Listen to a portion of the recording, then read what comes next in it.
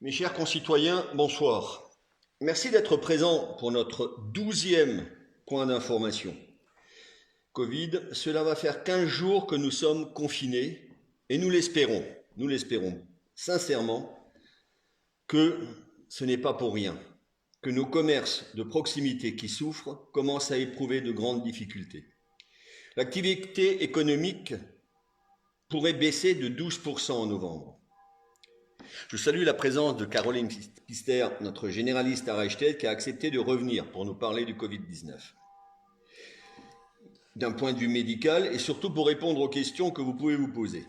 Je vous rappelle, pour vous poser vos questions, il vous suffira de les taper sur Facebook, elles apparaîtront, et nous allons d'abord faire un petit point général, ensuite répondre aux questions posées par mail, et ensuite aux questions sur Facebook.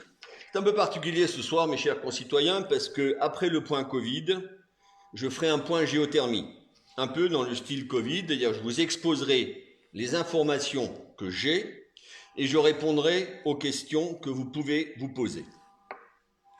Au niveau départemental, nous sommes toujours dans la zone d'alerte, je crois que vous le confirmez Caroline, la zone d'alerte maximale. Nous dépassons le seuil au niveau des hospitalisations et d'après, quand même, une petite éclaircie s'annonce et il semblerait, d'après le Premier ministre que j'ai écouté à l'instant, qu'on est à moins 16% au niveau de la contamination et qu'il pourrait y avoir des allègements des mesures début décembre et un nouvel allègement des mesures pour Noël. Par contre, je crois que ceux qui avaient prévu de faire des grandes fêtes de réveillon, vous pouvez les oublier.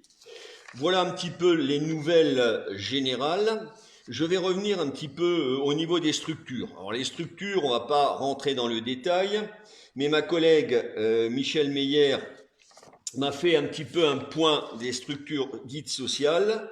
Et alors, pour la maison de retraite, on n'a pas de changement. Nous attendons les nouvelles directives susceptibles de nous parvenir demain, suite aux annonces du Premier ministre. Toujours aucun cas, ni dans le personnel, ni dans les aînés. Et ça, c'est vraiment bravo et merci. La coccinelle, nous fonctionnons toujours sur 2 sites. Pas de changement dans notre protocole, tout va bien. Une fatigue se fait néanmoins ressentir chez le personnel. Malgré quelques cas de contact, la situation s'est rétablie partiellement puisque nous n'avons plus qu'une salariée positive. Le remplacement a été mis rapidement en place. Le protocole sanitaire est différent de l'école puisque nous pouvons accueillir les enfants en maintenant la distanciation physique entre les différents groupes scolaires maternels et élémentaires. Le port du masque, il appartient, alors là pareil, les enfants en maintenance de distanciation, je l'ai dit. Pour cette raison, nous avons attribué une salle d'activité à chaque groupe. Le port du masque, permettez-moi de vous le rappeler, il appartient aux responsables légaux de fournir les masques de leurs enfants. Alors je sais que certaines municipalités en fournissent. Je dirais que nous investissons beaucoup d'argent dans la désinfection et le nettoyage. Et je crois que là aussi, il faut que tout le monde puisse faire cet effort. L'accès aux jeux, aux bancs et espaces collectifs extérieurs est autorisé si un nettoyage quotidien est assuré, ou après une période sans utilisation d'environ 12 heures. Au niveau du relais d'assistantes maternelles, nous maintenons le contact avec les assistantes maternelles et nous avons pris la décision d'ouvrir les locaux pour qu'elles puissent profiter des ateliers sur place. Au niveau des écoles, les protocoles sanitaires ont été revus à la hausse concernant les nettoyages journaliers. Les 2 conseils d'école ont eu lieu le 5 novembre pour la maternelle et le 10 novembre pour l'élémentaire. Des interrogations ont été émises par les parents délégués nouvellement élus. La question sur le port du masque pour les élémentaires lorsqu'ils pratiquent du sport. Mais la conclusion, dans l'ensemble, cela s'est bien passé. Voilà un petit peu les nouvelles que moi je pouvais vous donner. Je suis bien sûr à votre disposition pour toutes les questions. Si vous avez besoin de savoir où vous pouvez vous promener, qu'est-ce que vous pouvez faire, n'hésitez pas à poser vos questions. Et je vais maintenant donner la parole à Caroline pour un point médical et ensuite répondre aux questions. Cette semaine, on a vu une légère amélioration par rapport à la semaine dernière, hein, une petite diminution du nombre de cas positifs. On a encore des cas positifs tous les jours, mais il y en a un petit peu moins que les 3 semaines qui précédaient. Je voulais revenir sur une question qu'on m'a posée la semaine dernière et à laquelle j'ai répondu de manière un peu inexacte. enfin en tout cas imprécise. La question était, quand on a attrapé le Covid, quand on a été malade de la Covid, au mois de février, mars ou avril, est-ce qu'on peut être à nouveau contaminé et malade de la Covid? Alors, les scientifiques estiment que sur les formes modérées, on va produire des anticorps qui potentiellement nous protègent pendant 6 à 12 mois. Sur les formes plus sévères, peut-être un peu plus longtemps. Donc, en théorie, il ne devrait pas y avoir de recontamination. En pratique, il y a eu des cas de recontamination. Ça, c'est le premier point. Il y a des gens qui ont attrapé a priori 2 fois la Covid, avec 2 fois des symptômes. C'est rare, mais c'est pas impossible. Et l'autre réponse que j'aurais dû vous donner, tout simplement, c'est on n'a pas forcément énormément de recul, hein, malgré tout, ça fait 7 mois, 7-8 mois, donc bon, c'est une question à laquelle on ne peut pas forcément répondre de manière très précise. Donc, c'est peu probable, mais c'est pas impossible. Voilà. Merci beaucoup, Caroline. Alors, au niveau des questions, en tant que personne âgée, je suis à risque de développer une forme grave ou des complications suite à une infection du Covid-19. Que puis-je faire pour me protéger?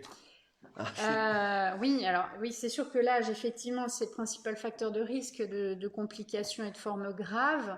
Il n'y a pas de traitement préventif à la Covid-19, donc ce que vous pouvez faire pour vous protéger, c'est éviter de l'attraper, tout simplement, en respectant les mesures barrières, c'est-à-dire éviter les contacts, éviter au maximum les contacts. Quand vous sortez de chez vous, portez le masque. Si vous avez une visite qui ne peut pas être reportée, eh bien, portez le masque à la maison, vous et la personne qui vient. Vous lavez les mains très régulièrement. Évitez de manger à plusieurs, tout simplement. Voilà. C'est comme ça qu'on évite de se contaminer. Voilà, alors la semaine dernière, on a eu des nouvelles du Danemark où ils ont été obligés d'abattre tous des élevages de visons. Oui. Et la question est simple, le virus peut-il muter? Oui, le virus peut muter. Le virus peut encore muter. Peut encore muter. Oui. Ouais, mais ça remet quand même en cause tous les vaccins pratiquement. Ça remet en cause les recherches. Maintenant, bon. On va essayer de ne pas être pessimiste. On va essayer de pas. Voilà, d'accord. Alors, une question qui revient pratiquement toutes les semaines. Pendant combien de temps les personnes qui n'ont pas de symptômes sont-elles contagieuses? Oui, donc les gens qui ont un test, qui sont testés positifs mais qui sont asymptomatiques, les consignes qu'on a, clairement, c'est isolement pendant 7 jours après le test. Ce qui signifie qu'on estime qu'elles sont contagieuses 7 jours après le test et on sait qu'elles étaient contagieuses 2 jours avant. Donc en gros, à 10 jours sur les formes modérées ou asymptomatiques, à 10 jours, la majorité, la quasi-totalité n'est plus contagieux. Voilà. Après, les consignes qu'on a, c'est 7 jours d'isolement et ensuite, évidemment, malgré tout, garder le masque et continuer à appliquer les mesures barrières après les 7 jours. Voilà. D'accord. Alors, il y a une question qui est un peu, je dirais, pas ambiguë, mais que pensez-vous du vaccin déjà? Et puis ensuite, des effets secondaires éventuels, s'il peut y en avoir. La dernière question, peuvent-ils nous l'imposer le jour de sa sortie? Alors je dirais, il y a 2 questions vraiment médicales et une question qui relève plutôt du droit. Oui. Peut-être, je sais pas. Ce que je pense du vaccin, malgré tout, et comme tout le monde, médecin ou pas médecin, on met un espoir dans ce vaccin qui, en phase 3, semblerait quand même relativement efficace. Voilà, les effets indésirables, pour l'instant sur l'étude, c'est rassurant. Maintenant, quand ça va être à grande échelle, il va y avoir peut-être des effets indésirables dont on va se rendre compte à ce moment-là, parce qu'on va vacciner un beaucoup plus grand nombre de personnes. Oui. Imposer un vaccin, alors je ne suis pas spécialiste du droit, mais je ne pense pas qu'on puisse imposer à l'heure actuelle un vaccin contre la Covid. Hein. Oui, peut-être. Voilà. Moi, j'ai souvenir de mes années d'école primaire où on me faisait avec une plume un vaccin, avec un carnet de vaccination, et c'était obligatoire. Oui, d'ailleurs, les vaccins pour les enfants sont obligatoires maintenant. Maintenant, là, sur la Covid, après, c'est pas impossible. Hein. D'accord. C'est probablement pas impossible, mais j'imagine que non. Je pense que la semaine dernière, tu avais parlé du remdesivir. Est-il un traitement fiable ? Alors, et dans quel cas ? Fiable, la question fiable, c'est est-ce qu'il y a des gros risques d'effets indésirables ou est-ce que c'est efficace ? De toute façon, ça, c'est pour l'instant des traitements qui sont testés et à l'étude à l'hôpital, chez les patients hospitalisés. Voilà. Mais a priori, des résultats relativement prometteurs, mais pas miraculeux. D'accord. Alors, une question aussi qui revient assez souvent, et c'est vrai que c'est pas du tout évident, parce qu'on nous dit on est positif, il faut se mettre en isolement, mais comment est-ce qu'on fait par rapport au restant de la famille si on vit sous un même toit ? Oui, effectivement, oui, c'est compliqué. C'est compliqué. Donc, quand il y a un cas positif dans une famille, malade ou non malade, les cohabitants doivent être testés tout de suite. Tout de suite. Voilà. Pas attendre les 5 jours parce qu'on nous dit toujours. Les cohabitants, les gens qui habitent sous le même toit, doivent être testés tout de suite. Alors les enfants et notamment les moins de 6 ans, ça prête à discussion. Mais les cohabitants doivent être testés tout de suite. Et ils doivent être testés 7 jours après la guérison du cas 0, du cas malade de la famille. 7 jours après la guérison. On estime que la guérison, elle est à 7 jours ou à 2 jours après disparition de la fièvre. Et tout ce temps-là, ils doivent rester, eux aussi, en isolement à la maison. C'est-à-dire télétravailler, ou si ce n'est pas possible de télétravailler, ils ne doivent pas aller au travail. Pareil pour les enfants, ils ne doivent pas aller à l'école ou à la crèche. Ils doivent rester dans le foyer. Après, comment fait-on pour s'isoler ? La personne malade doit être dans une pièce dédiée où elle est seule, manger seule, donc soit plateau repas, soit elle a sa propre table, et utiliser les sanitaires propres et utiliser ces sanitaires propres si possible. Maintenant, s'il faut partager la salle de bain, il faut désinfecter tout après le passage. Il faut désinfecter tout. Ouais, ou les points contacts. Les points contacts. Et voilà. Un truc bête, quand on tire la chasse d'eau, effectivement, il vaut mieux refermer le couvercle parce que ça évite les aérosolisations. Voilà. D'accord. Donc, il faut désinfecter, il faut s'isoler dans sa chambre, il faut aérer la chambre, il faut manger tout seul dans son coin. Et puis quand on est en contact avec les autres membres de la famille, parce que c'est impossible de faire autrement, il faut porter le masque. D'accord. Voilà. Alors là, une question aussi qui est logique. Pourquoi réduire la durée de l'isolement alors que l'épidémie s'accélère ? Alors, réduire la durée de l'isolement par rapport à la première vague, phase où on parlait de quatorzaine, c'est ça ? Oui, tout à fait. Ça, je pense que c'est simplement parce qu'on a appris. On l'a appris, mais encore une fois, on ne sait pas tout, on progresse. On n'a pas forcément énormément de recul, mais on s'est rendu compte que la majorité des formes n'étaient plus contagieuses à 10 jours. Voilà, je pense que c'est ça. Et puis après, évidemment, il y a un facteur économique qui fait que c'est clair. On arrête de travail les gens moins longtemps. Voilà. Bien. Une dernière question pour l'instant, c'est le coronavirus peut-il se transmettre dans l'eau ? C'est-à-dire circule-t-il dans l'eau, dans l'eau d'un bain ? Est-ce qu'on peut se contaminer par des eaux souillées, une transmission orofécale, oui, ou alors par même, exemple en buvant de l'eau qui voilà. serait souillée? A priori, il n'y a pas eu de contamination comme ça. D'accord. La contamination, c'est par les aérosolisations. Voilà, mais encore une fois... merci beaucoup, Caroline. Il y a encore des questions. Pour un virus qui mute constamment, Pour un virus qui mute constamment, il n'y a pas de vaccin. Ben, bon, c'est un peu le principe du virus de la grippe aussi. Oui. Hein. Le virus de la grippe, ben, on vaccine les gens tous les ans aussi parce que le virus se Mais transforme. on prend la souche. On prend la souche de l'année d'avant, donc c'est pas parfait. C'est Oui. pour ça que le virus de la grippe n'est pas efficace d'ailleurs à 100%. On prend la souche de l'année d'avant, mais il reste un facteur commun. Donc même si le virus mute un peu, certains vaccins peuvent rester efficaces. Voilà. D'accord. D'autres questions au niveau? Merci beaucoup, docteur. Et portez-vous bien, prenez soin de vous. Les Reich-Tétois ont besoin de vous. Vous aussi.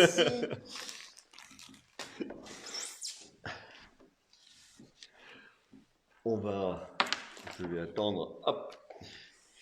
Bien, on va passer à la deuxième partie de notre point, le point géothermie.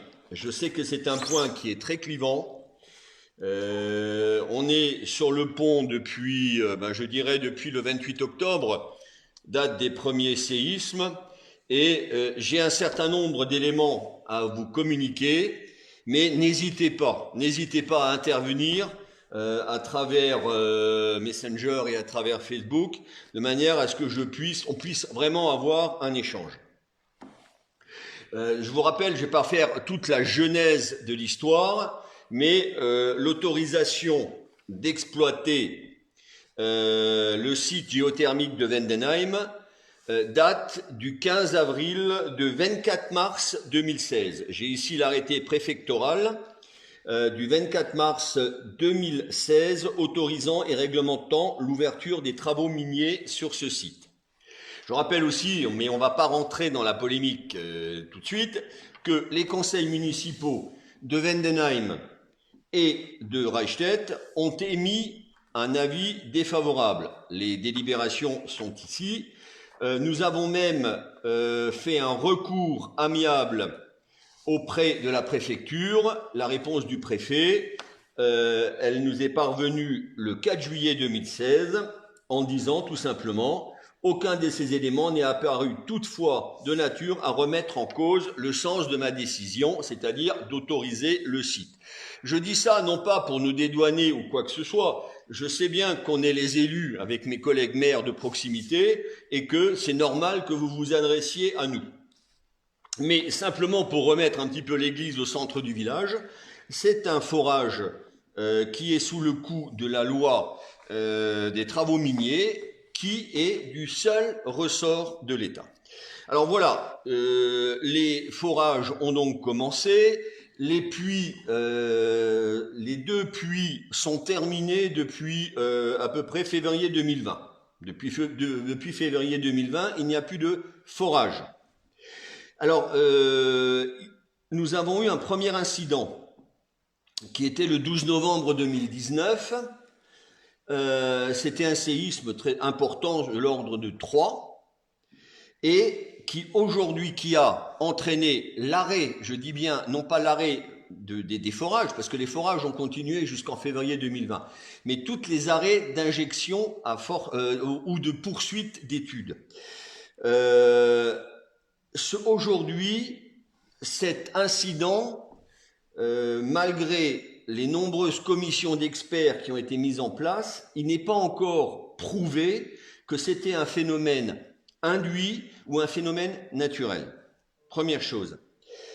La préfecte a arrêté tous les travaux sur site et a mis en place un comité d'experts, un comité scientifique d'experts qui lui-même a déterminé un certain nombre de tests à effectuer, mais surtout a mis en place ce qu'on appelle des paliers. Et à l'intérieur de chaque palier, il y a des tests à faire.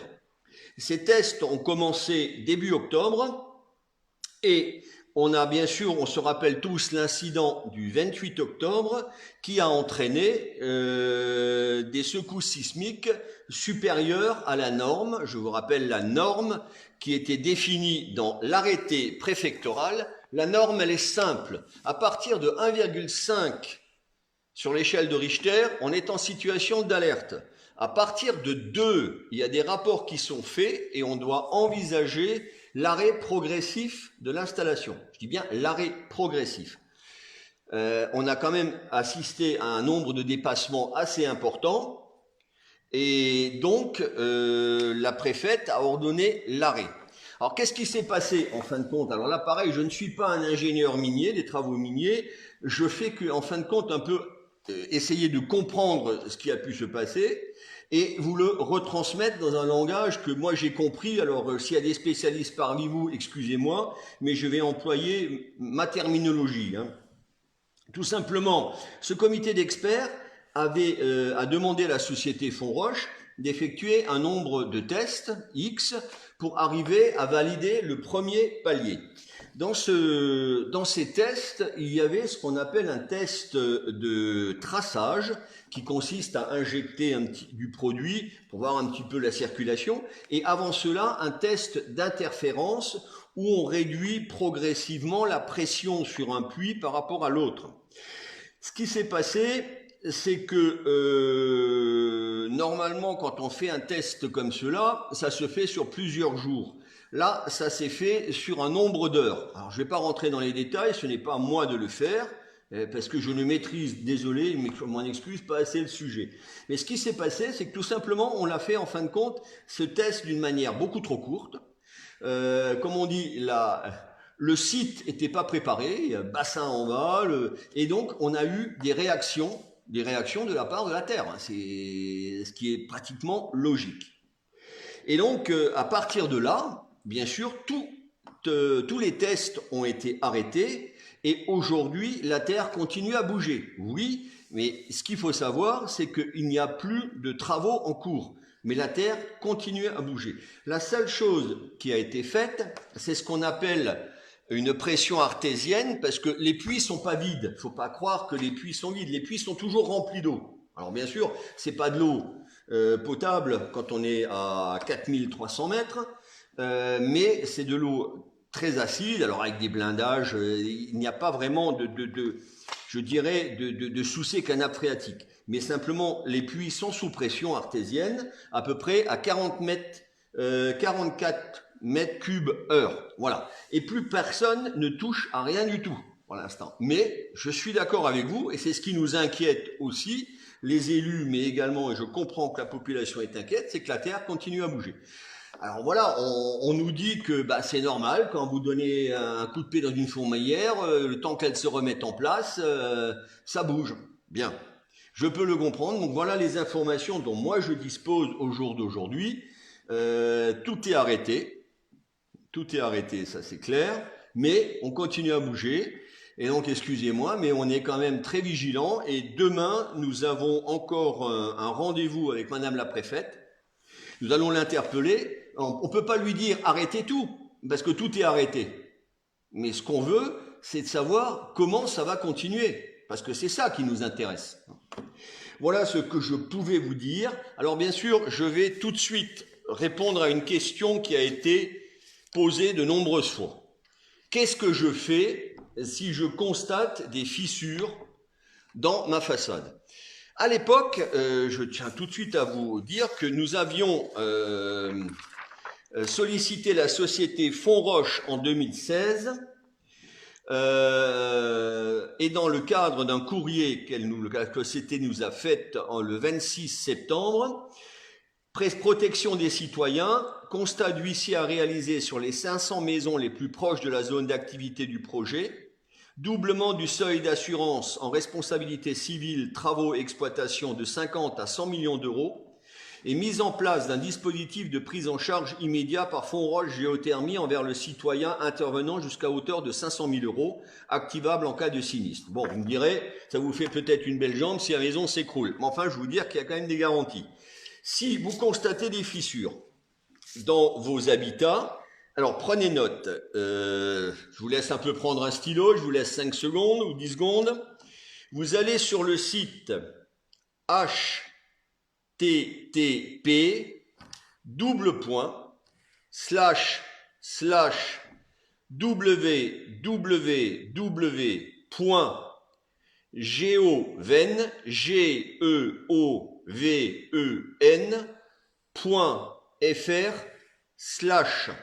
Je répète, http://www.geoven.fr/.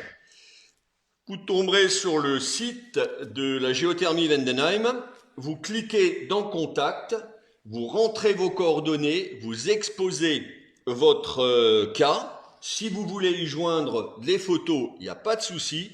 Vous envoyez ça à la société.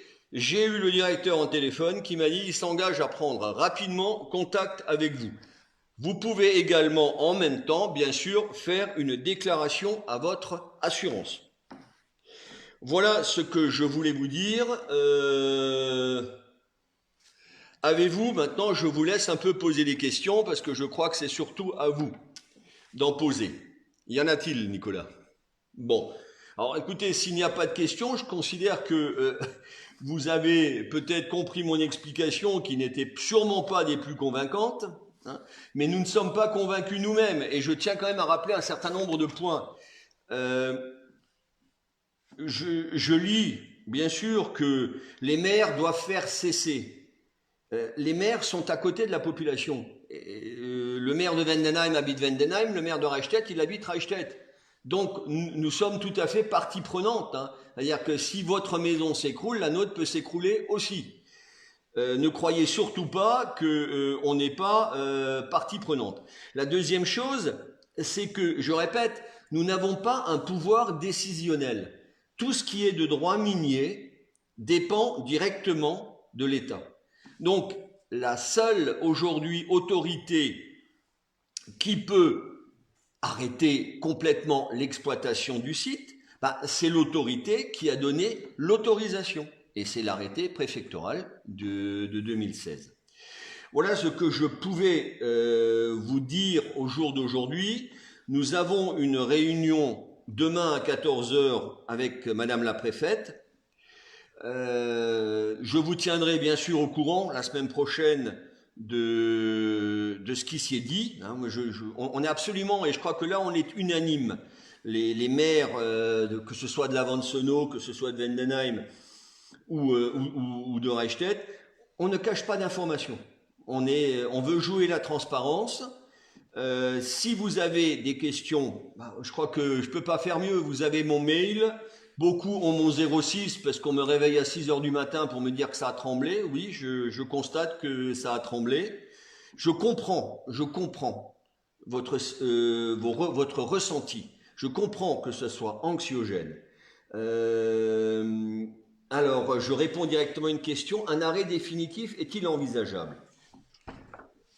Je peux pas, concrètement, je ne peux pas répondre. Oui, bien sûr, un arrêt définitif est toujours envisageable. Mais celle qui peut le donner, c'est l'autorité qui a accordé l'exploitation, l'autorisation d'exploitation. Et moi, la question que je me pose, bien sûr, que faut-il continuer ces forages? À quoi servent-ils? Écoutez, là aussi, on a des sites dans le Bas-Rhin, on a 2 sites, Rittershofen et Soultz-sous-Forêt, qui fonctionnent. Je crois que la géothermie fait partie des énergies renouvelables. Alors bien sûr, moi je ne vais pas rentrer dans le débat, puisque nous étions contre, à l'époque avec le conseil municipal. Je peux vous lire ce que nous avions marqué à l'époque en conclusion. Nous avions dit, vu le projet et sa proximité de la zone Céveso, voulant préserver la nappe phréatique de tout risque de pollution, considérant que la technique d'exploitation de la géothermie est non mature et que des recherches fondamentales sont encore à faire, tenant compte du manque d'expérience de l'opérateur dans les travaux de forage, le conseil municipal, après en avoir délibéré, estime qu'il est sage d'appliquer le principe de précaution et donne un avis défavorable. Donc, on ne peut pas, nous, à notre niveau, en faire plus. Après, la géothermie peut avoir également un certain nombre d'avantages. C'est quand même de l'énergie non fossile qui, là où c'est utilisé et où c'est en place depuis quelques années, fonctionne. Alors, on nous parle de lithium de Fonroche également. C'est pour l'énergie ou pour le lithium? Alors, bonne question, mais auquel moi je ne peux pas répondre. Je ne pense pas que lorsque les forages ont commencé, on savait qu'on allait avoir du lithium à 4500 mètres. Alors, il se trouve qu'il y a du lithium en quantité suffisante pour être exploité. D'ailleurs, à ce titre-là, il y avait une enquête, enfin pas une enquête, une consultation publique. Donc, consultation publique, c'est pas réservé aux élus, hein, qui était en ligne du 5 au 19 octobre et lequel tout le monde a pu s'exprimer. Alors après, donc pour résumer, s'il faut arrêter Fonroche, c'est le peuple à trouver des solutions, pétition, manifestation. Écoutez,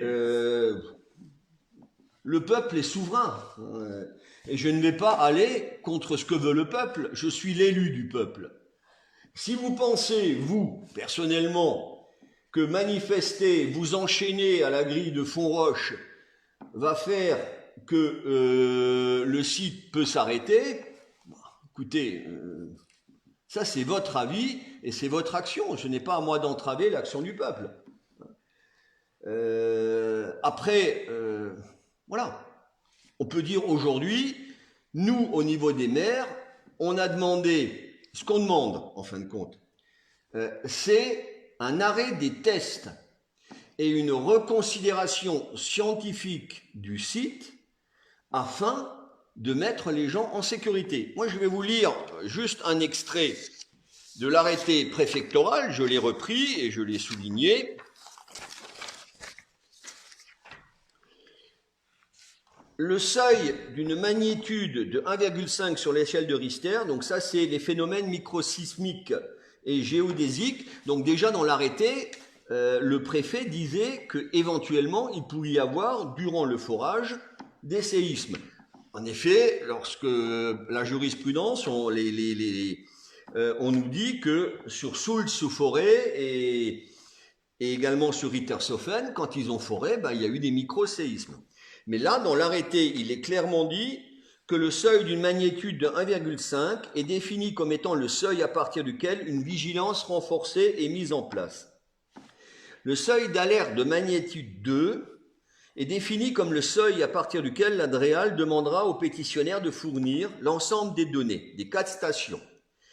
Et également, ce seuil d'alerte, une magnitude de 2, déclenchera l'arrêt progressif des opérations. Cet arrêt fera l'objet d'une information du service en charge et la reprise des activités ne pourra avoir lieu qu'après autorisation de la DREAL. Donc c'est simple, c'est marqué dans l'arrêté préfectoral. Ceux qui peuvent arrêter et ceux qui peuvent redonner l'autorisation de redémarrage des travaux, c'est la DREAL. Voilà où on en est. Alors, la géothermie n'est pas une énergie renouvelable, peut-être. Alors, pourquoi avoir fait un site de géothermie sur une faille géologique? Mais parce que c'est là-dessus qu'on les fait. C'est la question, bien sûr, qu'on s'est posée aussi depuis le départ. Alors, on nous a bien expliqué que si la géothermie ne peut se faire que là où il y a des failles. Si vous faites ça sur 4 km de granit pur, on n'arrivera pas à passer. Alors, la question également, que bien sûr que nous nous sommes posés, c'est pourquoi le faire aussi proche d'un habitat. Et ça, nous nous sommes posés en 2016 déjà, aussi proche d'un habitat et surtout aussi proche d'une zone Seveso, parce que c'est bien aussi le problème. Alors, j'ai regardé aussi un petit peu, donc je vous donne l'information, je ne cherche pas à vous rassurer, hein. Toutes les installations de type pétrole et autres sont normalement construites pour résister à des séismes de l'ordre de 6 à 7. C'est ce qui est marqué dans le cahier de charge. Pourquoi les avoir construites ici? C'est la question qu'on s'est posée. La réponse qui nous a été donnée, c'est parce que c'est à côté d'un écoparc qu'on aura le plus d'utilisation et à proximité également de Strasbourg. puisque Strasbourg a une vision de la géothermie qui doit lui permettre d'alimenter en électricité et en chauffage un certain nombre d'habitats. Alors vous me direz, pourquoi ils ne l'ont pas voulu au port au pétrole? C'est une excellente question à laquelle malheureusement je ne peux pas vous répondre. Puisqu'ils ne l'ont pas voulu, ils ont peut-être eu plus de poids que nous, puisque je rappelle, mais là aussi, ce n'est pas sur le banc de Reichstett, c'est sur le banc de Vendenheim. Alors, en commission de suivi, j'ai demandé à ce que la qualité d'énergie renouvelable pour la géothermie soit requestionnée. L'usine a une durée de vie limitée, M. Soulet nous l'a dit. Oui, bah écoutez, mais pour l'instant, l'usine n'est pas encore en exploitation. Hein. On est encore dans une phase de mise en action de l'usine. Et je répète aussi, c'est une installation classée, donc surveillance de l'État, de l'ADREAL. Tant que l'usine n'est pas en fonctionnement, elle restera classée et sous l'autorité même de l'État. Voilà ce que je pouvais vous dire. On se fait du souci, croyez-moi. Mais là aussi, il y a un monsieur qui m'a envoyé un message ou une dame en disant j'ai une grue à côté de moi, elle peut tomber. Je suis d'accord avec vous, hein, mais la grue, elle peut tomber aussi avec un coup de vent. Et s'il vous plaît, ne rentrons pas dans des considérations comme ça. C'est vrai que le risque zéro n'existe pas. On est tout à fait conscient de cela. Hein. Voilà, Nicolas. Pour l'instant, plus de questions. Donc, j'espère avoir répondu à un certain nombre d'interrogations. Aujourd'hui, dire qu'on arrête, je vous réponds, c'est arrêté. C'est arrêté. Hein. Que la Terre bouge, oui. Les scientifiques nous disent qu'elle va continuer à bouger parce que c'est en train de se mettre en place. Comme on dit, ils ont rééquilibré les deux puits maintenant après avoir réduit la pression dans l'un. Donc, normalement, tout devrait, je dirais, revenir dans l'ordre. Dernier point, et je terminerai par cela aussi, parce que là, vous me posez la question, je l'ai déjà dit, n'hésitez pas, hein, si vous constatez des fissures dans vos bâtiments, si vous constatez des choses qui bougent et qui peuvent entraîner des avaries ou des problèmes dans vos bâtiments, vous prenez contact. Et si jamais vous n'avez pas de réponse de la société, alors là, vous n'hésitez pas, vous revenez vers nous. Pour une réelle transparence, il faut communiquer les plans des puits. Je suis entièrement d'accord avec vous, mais moi je les ai pas. Alors je peux pas vous les communiquer. Je sais simplement, tout ce qu'on sait, c'est que c'est une entreprise classée. Donc à partir du moment où c'est classé, il y a toujours une forme de confidentialité, ça je peux le dire. Et que la longueur des puits dépasse les 6 km, mais ce n'est pas 6 km en vertical, hein, grosso modo, on descend à 4500 mètres de profondeur en profondeur, mais sur une longueur de 6 km. Voilà ce que je pourrais vous dire, mais je suis d'accord avec vous, une réelle transparence, il faut communiquer les plans, oui, bon, ça me paraît logique. Après, qu'en faire de ces plans? Moi, vous me donnez les plans des puits, je ne saurais pas quoi en faire. Hein. Maintenant, si je pense que vous êtes spécialiste et que vous pourrez en faire quelque chose, donc moi, ça me paraît évident. Maintenant, la question, je la poserai demain à Madame la Préfète et je vous donnerai la réponse jeudi prochain. Voilà. Écoutez, mes chers concitoyens, je vous remercie. Sachez que si vous me rencontrez dans la rue, vous pouvez m'interpeller. Pas avec des coups, parce que je répondrai à toutes vos questions. Mais sachez, et je le répète, que nous vivons avec vous dans le village et que nous sommes partie prenante avec nos biens, de vos soucis aussi. Hein. Donc, voilà. Bonne soirée et à très bientôt. Merci.